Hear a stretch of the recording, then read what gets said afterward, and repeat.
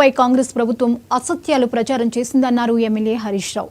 లగ్జర్లలో ఏ పంటలు పండుతాయో కూడా సీఎం రేవంత్ రెడ్డికి తెలియదన్నారు. కాళేశ్వరంపై గ్లోబల్ ప్రచారం చేశారని మండిపడ్డారు హరీష్ రావు. పనిచేస్తే గౌరవ డాక్టరేట్లు ఇస్తుంటారు, బాగా చదివితే పిహెచ్డీలు ఇస్తారు. ఈ అబద్దాలు ఆడడంలో రాష్ట్ర ముఖ్యమంత్రి రేవంత్ రెడ్డికి డబుల్ పిహెచ్డీ ఇవ్వచ్చు, డాక్టరేట్ ఇవ్వచ్చు. అబద్దాలను కూడా పట్టపగలు నిర్భయంగా మాట్లాడుతుంటాడు. ఆయన గోబల్స్ ప్రచారం చేస్తుంటాడు. ఒకసారి ఒకరిని మోసం చేయొచ్చు కానీ ఎప్పుడూ అందరినీ మోసం చేయలేవు అనే విషయాన్ని ఆయన గుర్తుపెట్టుకోవాలి.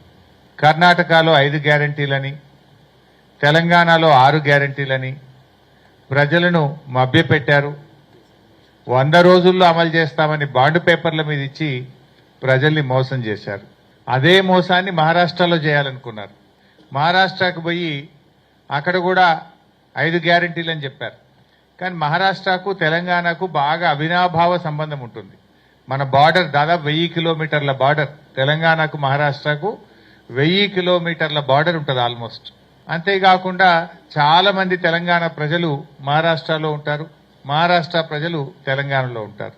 వెనకట కూడా హైదరాబాద్ మహారాష్ట్ర అని, హైదరాబాద్ రాష్ట్రంలో భాగంగా ఉండే మహారాష్ట్ర కూడా ఉంటుంది. అందువల్ల అక్కడ చాలా మోసం చేసే ప్రయత్నం చేసిండ్రు. ఏమని? మహిళలకు 3000 ఇస్తామని, రైతులకు రుణమాఫీ చేస్తామని, ఇలా అనేక రకమైన హామీలు మహారాష్ట్రలో ఇచ్చారు. ఇంకా మన మంత్రి గారు, మన మంత్రులు, మన ముఖ్యమంత్రి కూడా పోయి ఆడ ప్రచారం చేసిండ్రు. వీళ్ళని చూడగానే తెలంగాణలో ఎగబెట్టిన యాదికి వచ్చినాయి మహారాష్ట్ర ప్రజలకు. తెలంగాణలో రుణమాఫీ కాలేదు, ఈడొచ్చి అబద్దాలు చెప్తున్నారు, మమ్మల్ని కూడా మోసం చేస్తారు. తెలంగాణలో మహిళలకు 2500 ఇస్తామని మోసం చేసిండ్రు, వీళ్ళు ఇక్కడ 3000 ఇస్తామని మోసం చేస్తుందని ఈ రేవంత్ రెడ్డో, ఉత్తమ్ కుమార్ రెడ్డో, కోమటిరెడ్డి గారో వీళ్ళందరూ ఆడ ప్రచారానికి పోయింది. వీళ్ళు మేమంతా తెలంగాణలో ఎగబెట్టినాం, తెలంగాణలో మోసం చేసినాం, మీకు కూడా చేస్తామని చెప్పనీకి పోయింది. వీళ్ళు మహారాష్ట్ర ప్రజలు ఈ 6 గ్యారంటీల మోసాల్ని గ్రహించింది కనుకనే కాంగ్రెస్ పార్టీకి గుణపాఠం చెప్పిండ్రు. అయిందా రుణమాఫీ?